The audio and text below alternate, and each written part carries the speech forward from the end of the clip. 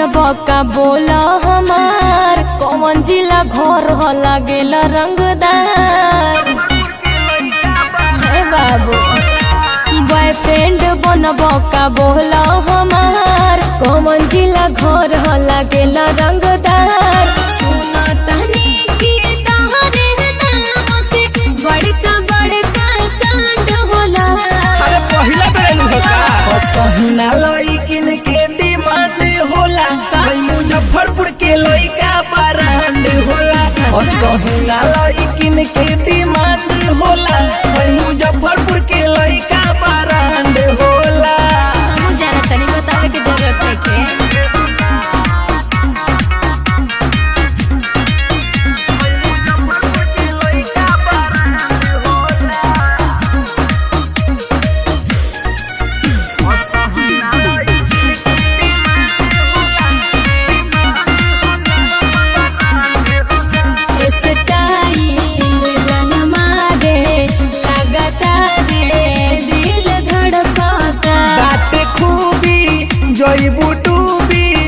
देखी पावर बिजुड़ियो करकेला। अरे क्या कहता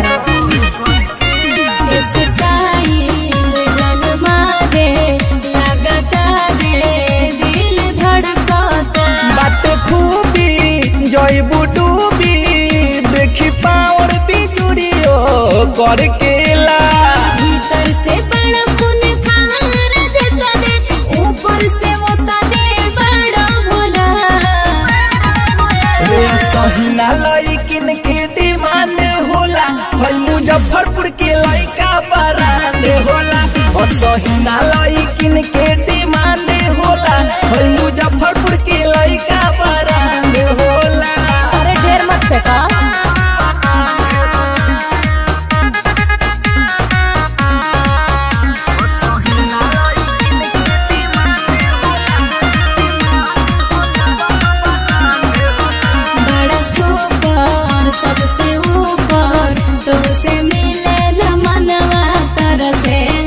ऐसे नहीं बहकावा तहरा जैसन के तना तर पेला। अच्छा हाँ हो बड़ा सुपर सबसे ऊपर तुमसे मिले न मनवा तरसेला। ऐसे नहीं बहकावा तहरा जैसन के तना तर पेला।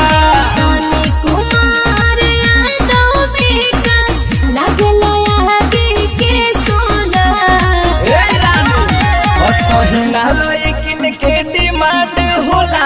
भाई मुजफ्फरपुर के लइका ब्रांड होला। सहिना लइकिन के डिमांड होला। भाई मुजफ्फरपुर के लइका ब्रांड होला।